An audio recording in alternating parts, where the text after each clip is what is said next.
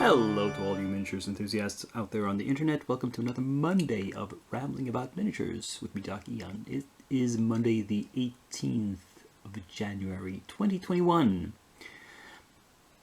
And I have, in the past week, only completed these 8 miniatures and nothing else. So this will be the only intro. They are all these Game Zone miniatures. We have in the front some demons, some chaos sorcerers here at the ends, and back some dark elves, some drow. And these paint jobs are nothing special. They're nothing fancy. They're really basic, and I just speed painted them to get them the heck off my table because, I wasn't a big fan of these models, these sculpts. I don't think I'll be buying anything more from this company. I mean, they have some ideas. They're cool, especially this guy here with the huge thing coming out of his hand. And the spell effect, it's a little unbalancing, but, because it's metal.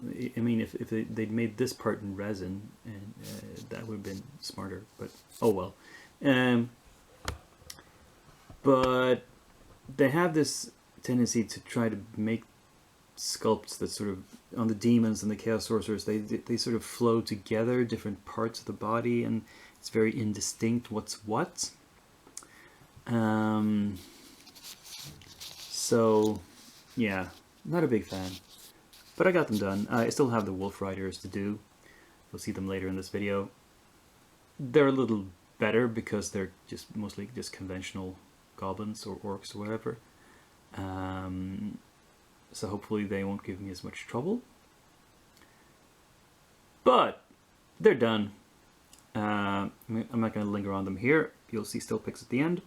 As always, let's move on to all my different works in progress. So these two guys are on the table with some undercoats on them. This one looks better, I think. This guy looks too bright blue. But this is, as I said, this is going to be an undertone. It's not going to be this cartoonish blue color when it's done. It's going to be more grayish and blackish and other colors mixed in there. But I want the blue there as a part of it, part of the mix. And yeah, no, not much else to say really about these. And here's some more paint on the dragon turtle. I'm working on the underside first. The top is still just primer. As you can see, maybe if you remember last week, you might notice the colors have shifted a bit. This is because I've had a change of heart. I was looking for a reference. Opened the D&D 5e monster manual, which has an absolutely useless illustration, because you can't see anything of the dragon turtle in it. But it has an interesting description. It describes the upper shell as being the deep color of sea, like a deep blue-green, to camouflage it. And I thought this was interesting. This is not how turtles actually look in nature. Most examples of dragon turtles I've seen painted have looked more like in nature. I mean, my old smaller dragon turtle has a brownish shell and greenish flippers and the like, which is what I originally was going for here. But, that's an interesting idea. Making it the color of sea.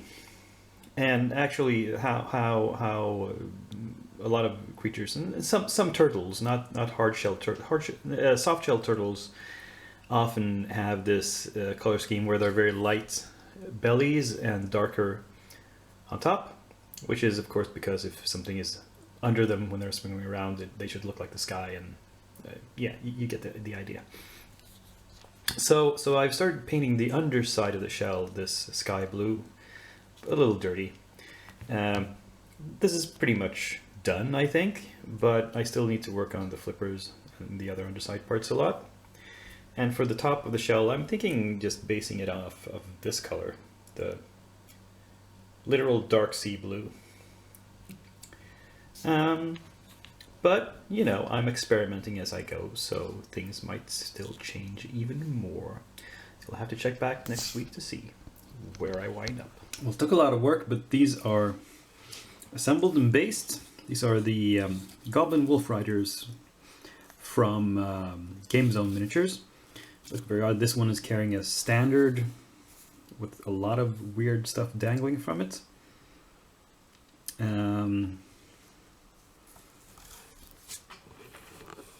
This is some sort of weird musician. He's carrying like a one-man band, a lot of tubas or whatever. Here's some sort of shaman leaning back and howling at the moon along with his wolf. His weird staff here. And here's just an ordinary dude with a shield and a strange hooked spear. Assembly was kind of hard. Yeah, I need to do some more gap filling there. It's the halves. Each wolf was 2 halves at least, and 2 of them have the tails separate as well. Need to be glued in. The fit was not great, and putting the riders on was also not a great fit. I used pins for most of them to get them to sit properly. So not really a fan. So as I said, I'm not going to be buying any more stuff from Game Zone probably, but I'll paint these guys up in some way.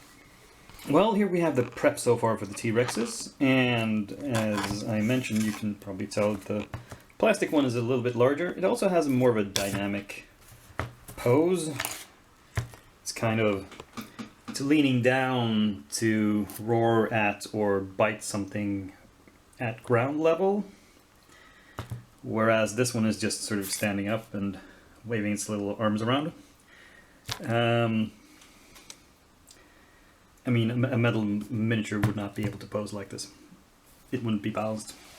And I had to do some more work on this base, adding some resin bits of various sorts, some ruins, some rocks, some tree stumps, and then some basing grit that is glued on. Hopefully, once painted, it won't be as obvious that these are all different kinds of textures. And I don't know if you can tell in this harsh light, there's a little bit of gap filling going on here. Mostly hairline cracks. There's not that much. And yeah, just a few more finishing touches, and then I'll go on to priming these and start base coating also with the airbrush. I'm pretty sure it will be the best way to go about it. So, more progress next week, I hope.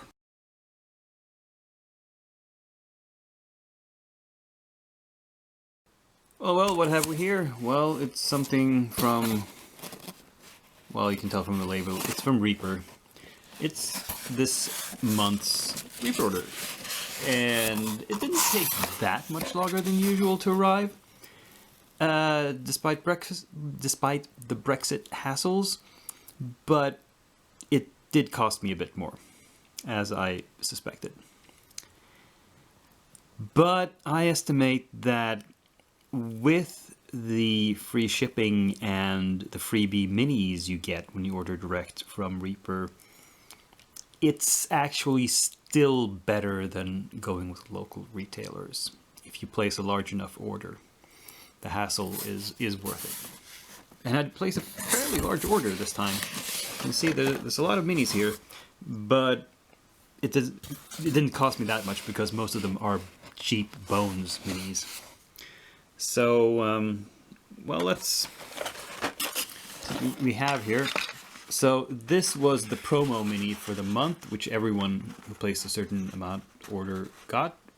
This is the new version of the Bones material. Bones USA. It doesn't actually say that anywhere. It says Dark Heaven Bones. They don't actually tell you which type of bones it is, but you can sort of tell from the color that it's not the original. Then we have some other, these are some catfolk I got.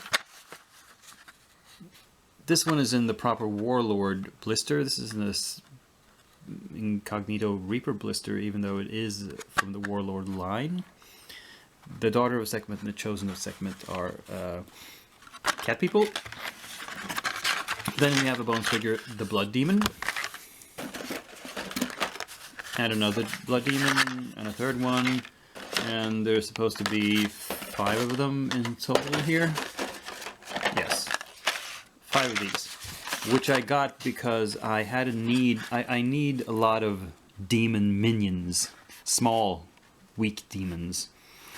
And these guys fit that bill exactly. Here was my other bonus mini for this month. They only had, like, I think 3 to choose from, and I thought the Mother Superior, which is a kind of warrior nun with a big maul, was the most amusing looking. More cat people, the Cheetah Girl, and I think the final cat person here is the Saber-toothed Tiger Man. I was going for a theme here. And, oh, and finally 3 more, no, whoops. Here we have 3 bat demons, because I wanted some medium-sized demons as well. And these are also bones. And here we have the Hooked Terror. To follow up on the theme of the hook horrors, this one also seems to be a version of that, even though not really, because the head is not a hook horror. The head is more like an Umber Hulk head, and it has 4 arms, so it's some strange invention of Reaper's own. And I think, yeah, that's everything in the box. So, what do I want to do with this stuff? Well, I actually want to start painting all of this right away. Maybe not the Mother Superior. I'll put her aside for now. And I don't really need the other promo mini, but Lisette, the Elven Mage, I'm going to paint her anyway, just because I'm curious to try out this new version of the Bones material. I want to see what it's like, if there's actually any difference that I can tell. So yeah, I'm going to start up a ton of new projects for next month. However, I mean, this is, let's see, there were 15 minis in this shipment, and I want to start prepping 14 of them. However, out of those 14, 8 are very simple Bones demons that I'm going to speed paint, you know, so quickly it'll make your head spin. So it's really only 6 proper minis, 6 minis that I'll spend my normal amount of time on. The others will, as I said, go by really quickly. At least that's the plan. We'll have to see how it all turns out. The future is uncertain, and the end is always near. And in fact, the end of this episode is very near. So thank you for following along this far. Give me a thumbs up if you would. Subscribe if you haven't done so. Share the video. Comment. And above all, join me again a week from today. Next Monday, same channel, same Dakia. But for now, signing off.